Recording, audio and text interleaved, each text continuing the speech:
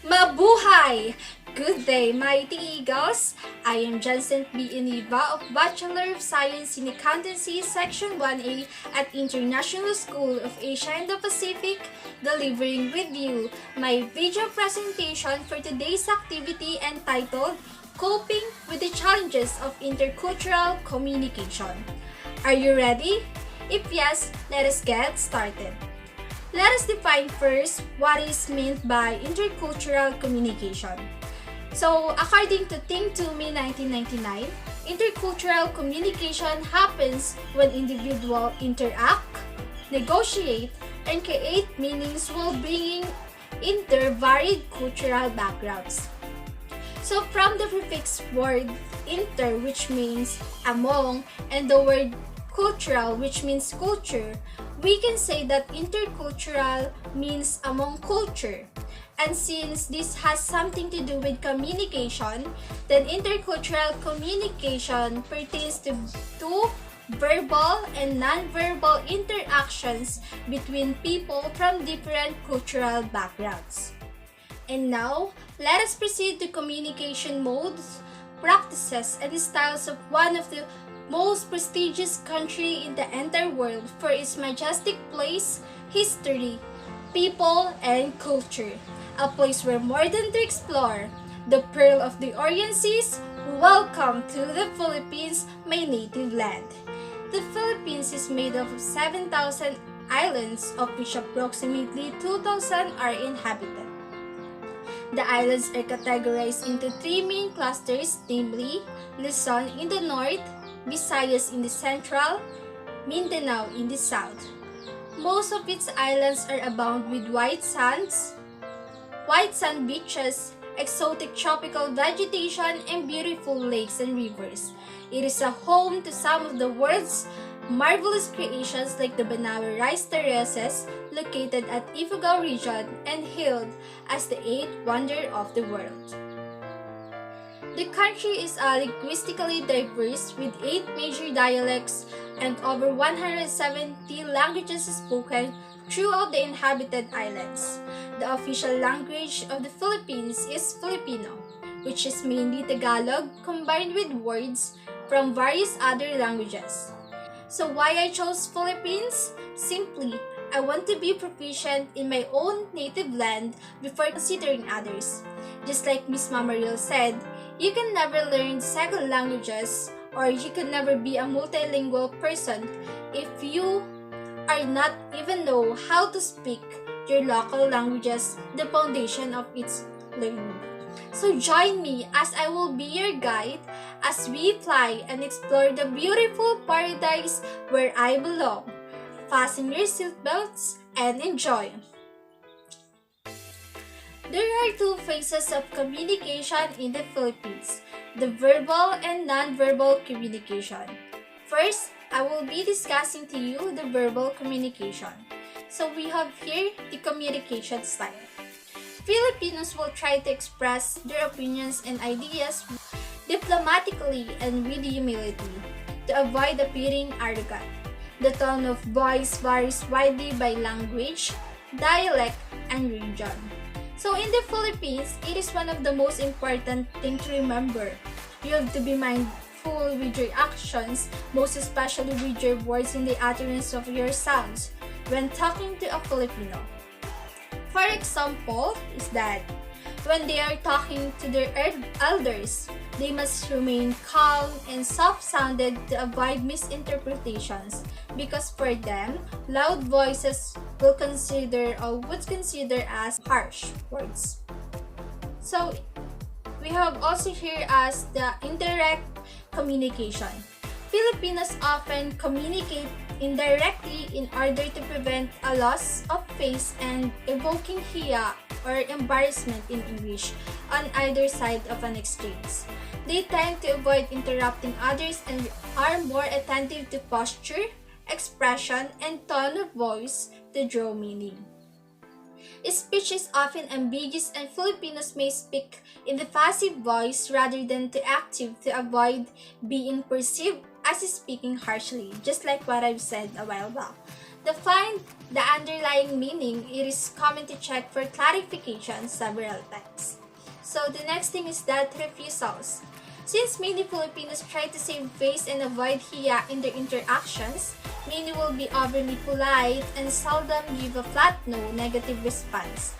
When conversing with your Filipino counterpart, try to focus on hints of hesitation.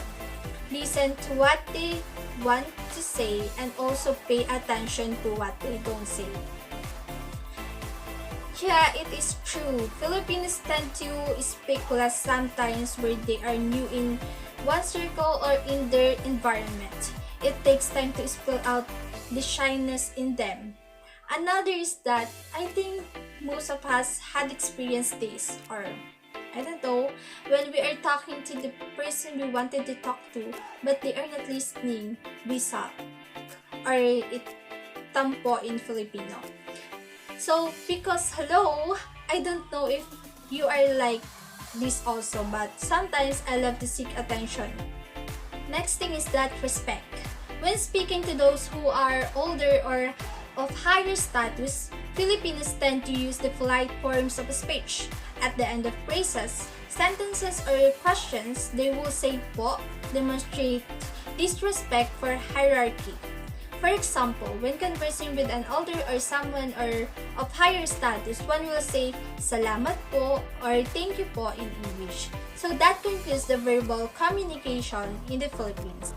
Next is that the non-verbal communication in the Philippines. So we have here first the physical contact. So, among relatives or friends of the same gender, it is common for Filipinos to walk hand in hand or arm in arm. This is generally done so as a sign of affection, friendship, or if they are shy and would like someone to accompany them. Filipinos tend to be modest and conservative in their interaction with their significant others.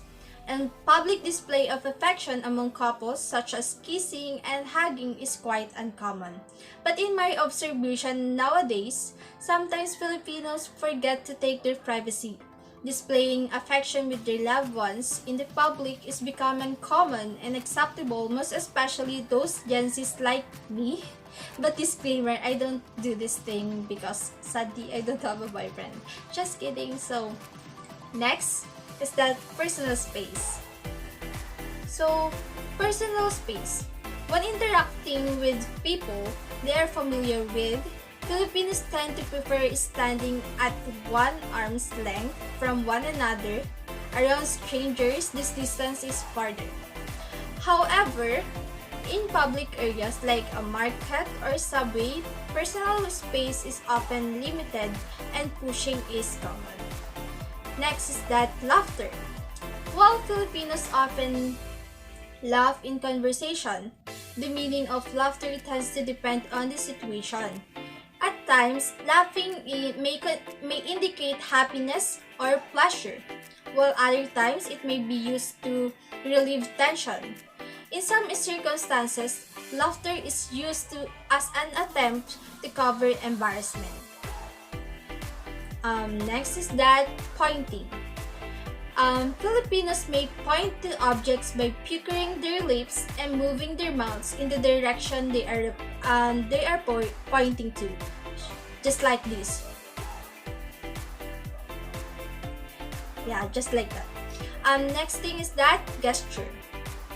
Putting one's hand on their hips is a sign of anger. And the last thing is that beckoning. The common way to beckon someone is by gesturing with the hand facing downwards, like this, and waving fingers towards oneself. The same gesture that would represent shooing in Australia, like this. So, if a Filipino wants someone's attention, it is common for them to make a sound like psst, psst.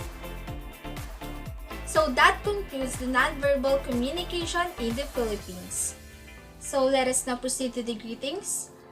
How Filipino greets determined by the age and relationship of the people. When greeting strangers, a soft handshake accompanied with a smile is common among men. Among women, a smile and a hand wave is the usual greeting. Close friends and family may accompany a handshake with a pat on the back. Females may hug and kiss to greet each other. Typically, people greet each other by saying, "Kumusta po kayo?" or "How are you?" in English.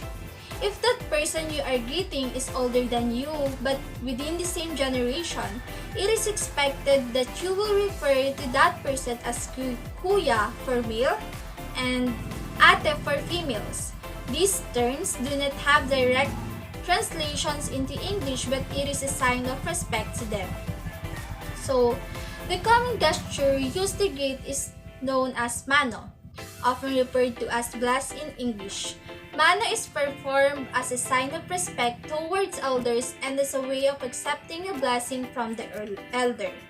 It is usually done towards who are older by 2 generations or more. For example, Anis will perform the mano gesture to her aunt.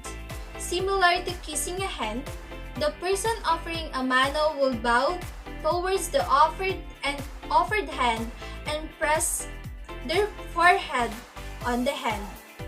Sometimes they will ask mano po to the elder in order to ask permission to perform the gesture. It is usually performed when visiting an elder or upon entering a house or gathering. Although the mano gesture is still widely used, some Filipinos have replaced the gesture with the beso-beso or a cheek-to-cheek kiss. So next is that eating. Nearly all meals are served with rice. If a meal is not served with rice, it is normally not considered a main meal but rather a snack in the Philippines. Many Filipinos eat with their hands or with a spoon and fork. However, they will often try their best to accommodate for their guests by finding suitable cutlery for their guests. It is considered rude to lean on one's arm when present at the dinner table. Filipinos may allow food to go cold before eating, as they will to have all the dishes present on the table before serving. So it is common to leave food at the table just in case someone else arrives or hungry later. Here are the do's and don'ts in the Philippines. Let us now proceed to the do's. Number 1 is that observe hierarchical relations determined by age and status. Showing respect is a core part of Filipino culture and is often demonstrated through speech. Number 2, show an interest into the well-being of a Filipino counterpart's family. In the Philippines, family is an important component in an individual's life. Number 3, acknowledge your counterpart's education and English proficiency. Many Filipinos are fluent in English. Avoid talking to them in overly simplified English as this may be interpreted as patronizing. So, number 4, smile and meeting people. Filipinos are renowned for being joyful people who try to show warmth where they can. And number 5, compliment people's efforts and hospitality. For Filipinos, hospitality is an essential component of interaction and they will often go to extreme lengths to be hospitable to their company. Here are some of the don'ts. Number 1, approach questions about income, standard of living, or things that would often be considered personal in Australia with sensitivity. These topics are not always welcome in discussion. However, it is not uncommon for Filipinos to ask you questions relating to age, work, level of education to ensure they address you correctly in the future interactions. Number 2, avoid directly criticizing the Philippines as a country. This may not be well received and criticisms from a foreigner may be interpreted as an insult. Number 3, do not publicly display signs of anger, raising your voice, or shouting in front of those older or superior to you. Any confrontational or aggressive behavior may bring hiya or shame or embarrassment in English, tarnishing your reputation.